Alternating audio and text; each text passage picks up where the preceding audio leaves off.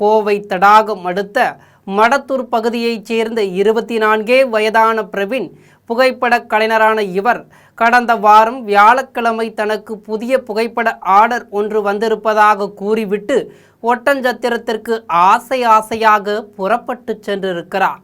ஆனால் அதன் பின் ஒரு அதிர்ச்சி அவருக்கு மட்டுமல்லாமல் அவரது குடும்பத்தினருக்கும் காத்திருந்தது. நீண்ட நேரம் ஆகியும் பிரவீன் வீடு திரும்பாததால் பதற்றம் அடைந்த குடும்பத்தினர் தடாகம் காவல் நிலையத்தில் புகார் அளித்தனர். காவல்துறையினர் வழக்கு பதிவு செய்து அவரை தீவிரமாக தேடி வந்தனர்.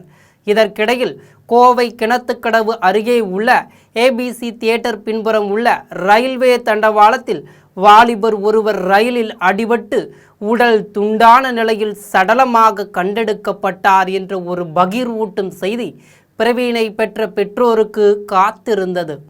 போத்தனூர் ரயில்வே காவல்துறையினர் உடலை கைப்பற்றி சந்தேக மரண வழக்காக பதிவு செய்து விசாரணை நடத்தி வந்தனர்.